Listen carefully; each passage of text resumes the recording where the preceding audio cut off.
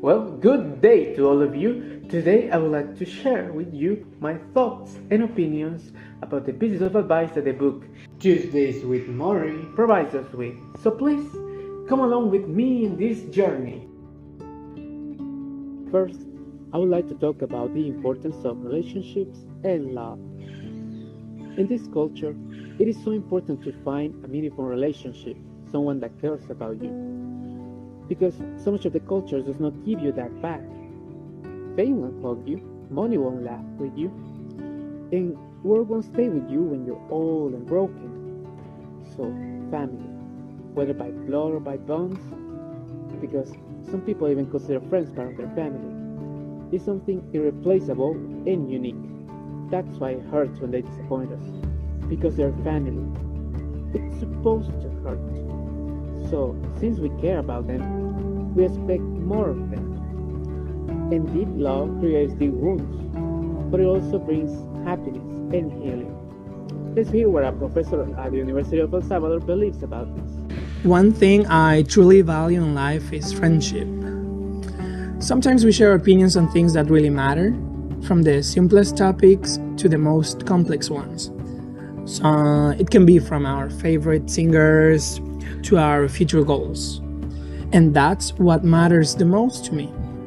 And not how you look or how others think you are, but the person you are inside. I do love falling in love with people's hearts, and I believe that the best people in life are free. Another important philosophy to take note of is the creation of our own culture, our individuality.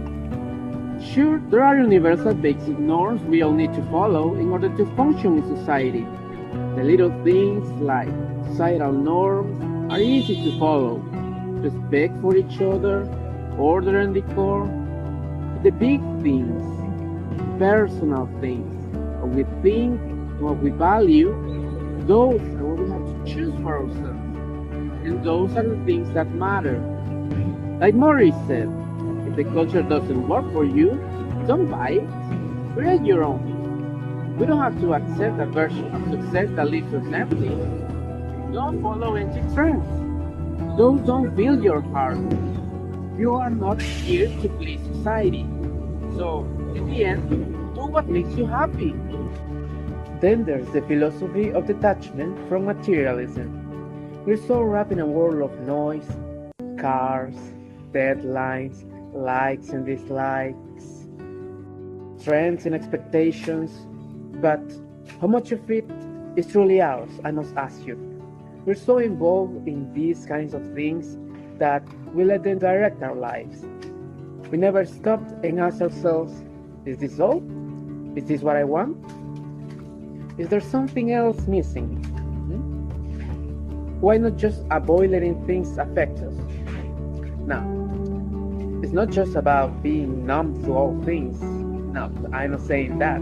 It's not just about ignoring them. I'm talking about being able to choose how you feel and what you will do with that in the future. And I believe the book gives very good life advice for these kind of problems. In general terms, it recommends you to detach yourself from what drives you down. Understand your emotions, analyze them, let yourself feel them, and if they are bad, let them pass like a river current. Say, this anger doesn't serve me, this fear is in me, I choose something better. Oh, the meaning of life, such is the topic that keeps people awake at night, dreaming about their future, their destiny, the reason to keep living and keep fighting for.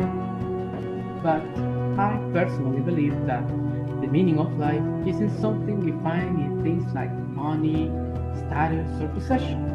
It's something far deeper than that. It's something we create through connections, kindness, and purpose. Life becomes meaningful when we give love freely, care for others, and find joy in the simple moments. Morrie believed that real success isn't measured by how much we have, but by how deeply we have touched the lives of those around us. To live fully, we must live with intention, choosing compassion over ambition and people over things. You know, there's this quote that I would like to make a reference to from a show called Avatar, The Last Airbender. And the quote says this: when in darkness, hope is something you give yourself, and that is the meaning of inner strength. I believe that even when you're in despair, even when it seems like there's no light at the end of the tunnel, you can give yourself hope. You can choose your own reason to live, your own reason to keep fighting. So, you can give yourself your own meaning of life. Now, when it comes to death, the great equalizer, we tend to act like we'll live forever, but we won't. We tend to ignore the possibility of death in us and others, because if we didn't, we might end up stopping our ambitions and desires. Why even bother if everything ends? So, before your loved ones are too old or too sick to even enjoy the happiness of being alive, spend time with them. Don't take anything for granted. Say what needs to be said, forgive, hug, laugh, be honest and brave. Because one day, it will be too late. Tell me, why lose time in roundabouts? I believe that when people are straightforward, the fact that both were honest will only bring them closer. So, if you like or don't like something, say it without worries. And if the others don't like it, that's fine. Of course, say it with care. But be honest. And don't be afraid of saying what needs to be said. Because death ends a life, not a relationship. Morrie Schwartz. Now, I would like to close this video by asking you to please follow these pieces of advice, because we only have one shot at life, but it's never too late to change. So, this is not a goodbye, this is see you later.